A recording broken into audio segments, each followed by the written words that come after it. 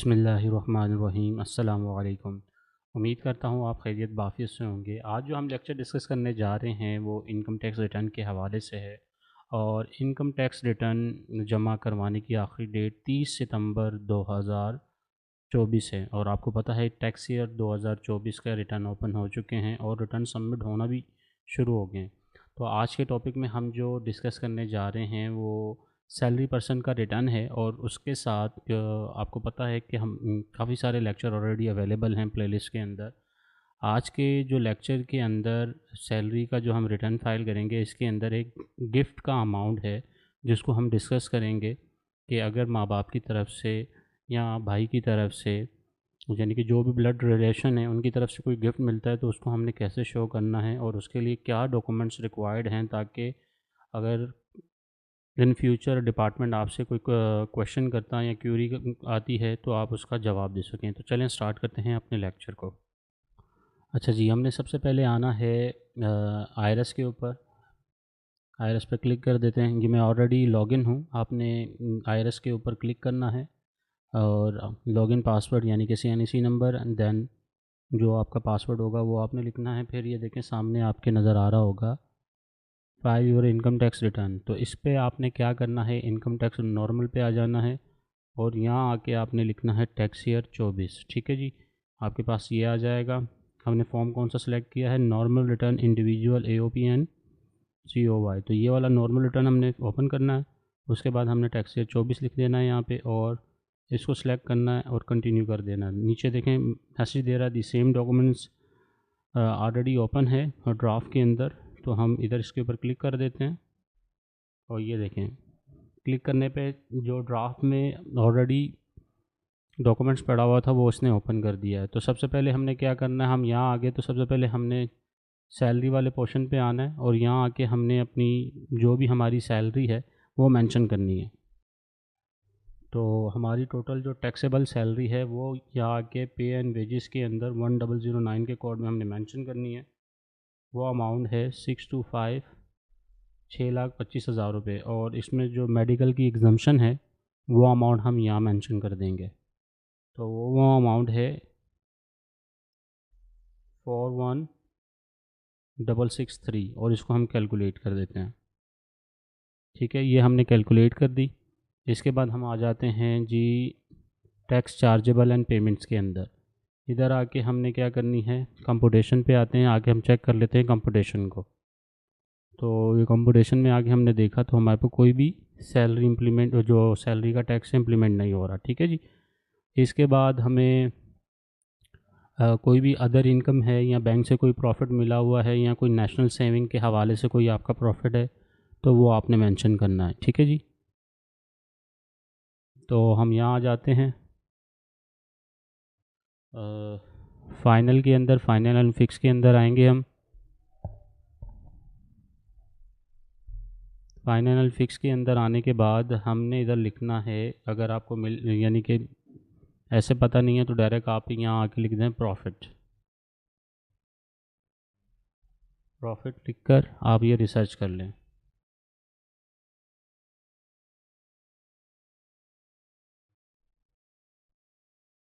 ये जी, यहाँ पे आके आपने प्रॉफिट का अमाउंट लिखना है,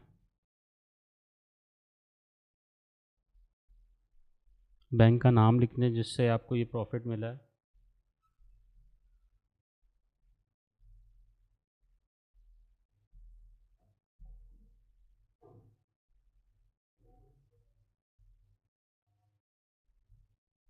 ठीक है जी, इसको कर दें सबमिट और यहाँ प्रॉफिट का अमाउंट लिखना है 73978।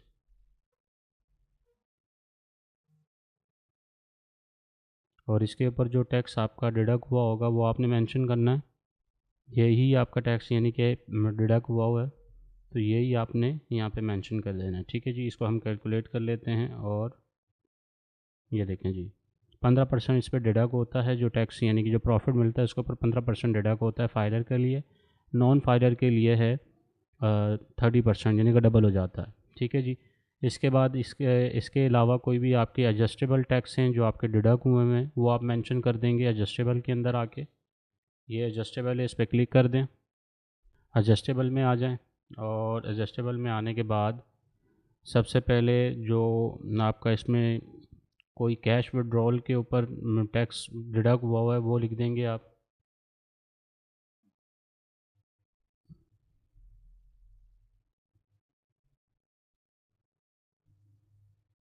ठीक है जी, ये है।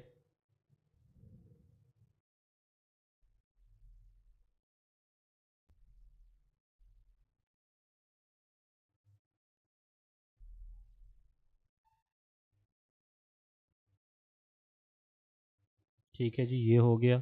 इसके अलावा अगर कोई रेमिटेंस के ऊपर आपका टैक्स डिडक्ट हुआ है वो आप लिख दें।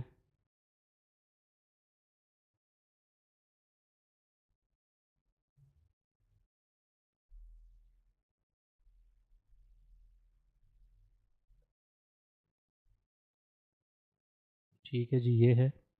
तो इसके ऊपर आप यानी कि मेंशन कर दें कोई भी आपने डेबिट कार्ड के थ्रू या क्रेडिट कार्ड के थ्रू कोई पेमेंट की है, उसके ऊपर जो टैक्स डिडक्ट हो रहा होगा वो यहाँ मेंशन करना है। ठीक है जी।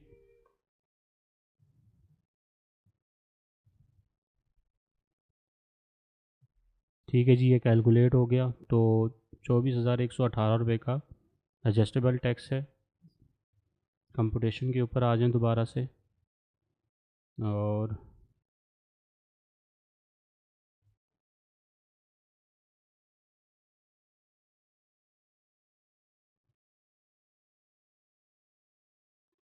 हमने कहीं गलती कर दी है।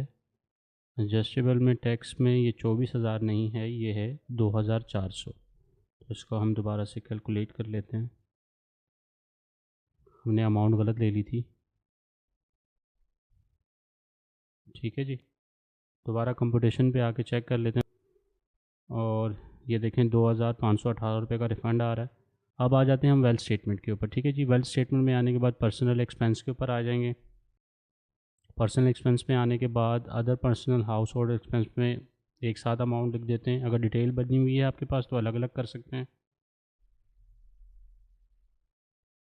ठीक है जी, और जो टैक्स का अमाउंट होगा वो हमने यहाँ मेंशन कर देना है। इसको कर लेते हैं कैलकुलेट। ये हो गया। उसके बाद हमने आना है पर्सनल एसेट्स एंड लाइबिलिटीज़ के ऊपर, और ये देखें जी, यूबीएल का जो पिछले साल बैलेंस आ रहा था वो ये है, और करंट ईयर में जो अभी बैलेंस होगा आपने वो लिखना है। तो 30 जून 2024 के अंदर जो बैलेंस था उसको मेंशन कर देते हैं। ठीक है, ये हमारा 30 जून का बैलेंस था, इसको कैलकुलेट कर लेते हैं। इसके अलावा कोई नया बैंक ऐड हुआ है उसको ऐड कर लेते हैं हम।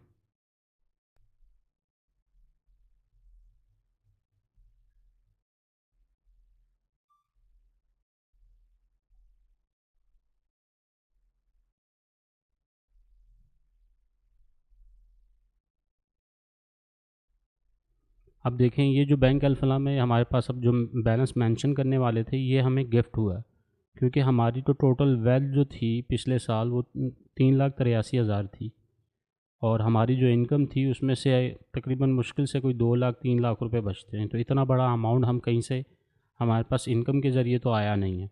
तो ज़ाहिर सी बात है ये यहाँ की वालदा की तरफ से या वालिद की तरफ से आपको गिफ्ट हुआ है। उन्होंने यानी कि आपको पैसे दिए हैं, और यहाँ विरासत के कोई पैसे मिले या इस तरह कुछ भी हो सकता है।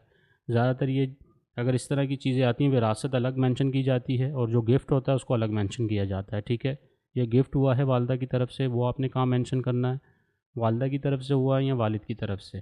ठीक है, यहाँ भाई की तरफ से जहाँ जिसने भी दिया है उसको कैसे मेंशन करना है वो आगे चल के मैं आपको बताता हूँ। और ये वाला बैलेंस हम यहाँ मेंशन कर देते हैं। ठीक है जी, इसको हम कर लेते हैं कैलकुलेट, और इस साल जो यानी कि चेंज आया कैश के अंदर वो भी हम कर लेते हैं साथ ही।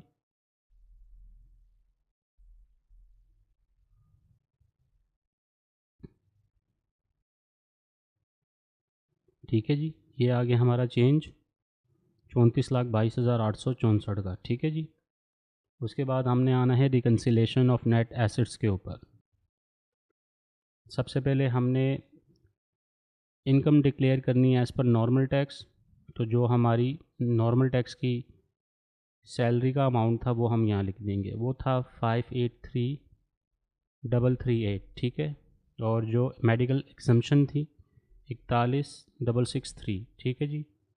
उसके बाद फाइनल जो इनकम है हमारी वो हम मेंशन कर देंगे, वो क्या है जी, वो है 73,978। देखें ये हमारी इनकम थी पूरी इस साल के अंदर।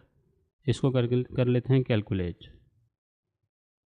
अब देखें कितना फ़र्क आ रहा है, वही जो हमने अकाउंट बैंक अल्फला का जो अमाउंट था वो यहाँ नीचे मेंशन हो रहा है, ठीक है जी। अब ये हमने कैसे मेंशन करना है, ये हम मेंशन करेंगे जी ये गिफ्ट 7030 के अंदर, ठीक है। इसको यहाँ हम लिखेंगे, जो गिफ्ट की अमाउंट है वो यहाँ आएगी।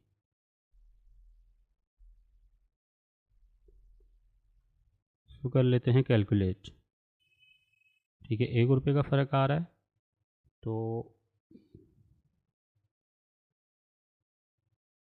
पर्सनल एक्सपेंस में आके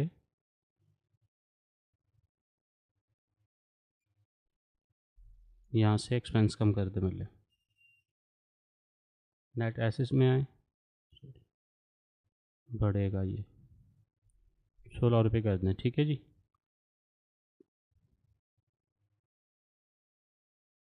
देखें ये ज़ीरो हो गया। और ये गिफ्ट का अमाउंट जो हमें मिला है इसके लिए हमें क्या करना होगा, आपके पास एक स्टैम्प पेपर होना चाहिए और